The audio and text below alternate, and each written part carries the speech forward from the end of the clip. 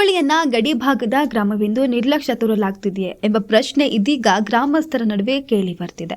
ಗ್ರಾಮದಲ್ಲಿ ಚರಂಡಿ ವ್ಯವಸ್ಥೆ ಸಂಪೂರ್ಣವಾಗಿ ಹದಗೆಟ್ಟಿದ್ದು, ಕೊಳಚೆ ನೀರು ನೇರವಾಗಿ ರಸ್ತೆ ಮೇಲೆ ಹರಿದು ಜನಜೀವನ ದುಸ್ತರವಾಗಿದೆ. ಗ್ರಾಮದ ಒಳ ರಸ್ತೆಗಳಲ್ಲಿ ಕೊಳಚೆ ನೀರು ನಿಂತು ದುರ್ವಾಸನೆ ಬೀರ್ತಿದೆ. ರಸ್ತೆ ಬದಿಗಳಲ್ಲಿ ಪ್ಲಾಸ್ಟಿಕ್ ಹಾಗೂ ಕಸಕಡ್ಡಿ ರಾಶಿಯಾಗಿ ಬಿದ್ದಿದ್ದು, ಅದೇ ನೀರಿನಲ್ಲಿ ಹಂದಿಗಳು ಮಲಗಿರುವ ದೃಶ್ಯ ಸ್ಥಳೀಯರ ಆತಂಕಕ್ಕೆ ಕಾರಣವಾಗಿದೆ.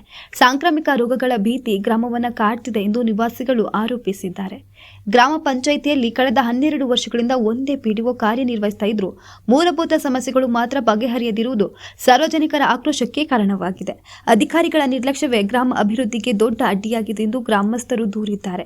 ಸಮಸ್ಯೆ ಕುರಿತು ಮಾಹಿತಿ ಪಡೆಯಲು ಜಿಲ್ಲಾ ಮತ್ತು ತಾಲೂಕು ಮಟ್ಟದ ಅಧಿಕಾರಿಗಳನ್ನ ಸಂಪರ್ಕಿಸಲು ಪ್ರಯತ್ನಿಸುತ್ತಾ ಇದ್ರೂ ಯಾವುದೇ ಸ್ಪಂದನೆ ಸಿಗ್ತಿಲ್ಲ ಎಂಬ ಆರೋಪ ಕೇಳಿಬಂದಿದೆ. ಗಡಿಭಾಗವೆಂದು ಕಡೆಗಣಿಸಬೇಡಿ, ತಕ್ಷಣ ಚರಂಡಿ ವ್ಯವಸ್ಥೆ ದುರಸ್ತಿ ಮಾಡಿ ಸ್ವಚ್ಛತೆ ಕಾಪಾಡಬೇಕು, ಇಲ್ಲವಾದರೆ ಉಗ್ರ ಹೋರಾಟ ನಡೆಸಲಾಗುವುದು ಎಂದು ಗ್ರಾಮದ ಯುವಕರು ಹಾಗೂ ಗ್ರಾಮಸ್ಥರು ಜಿಲ್ಲಾಡಳಿತಕ್ಕೆ ಎಚ್ಚರಿಕೆಯನ್ನ ನೀಡಿದ್ದಾರೆ.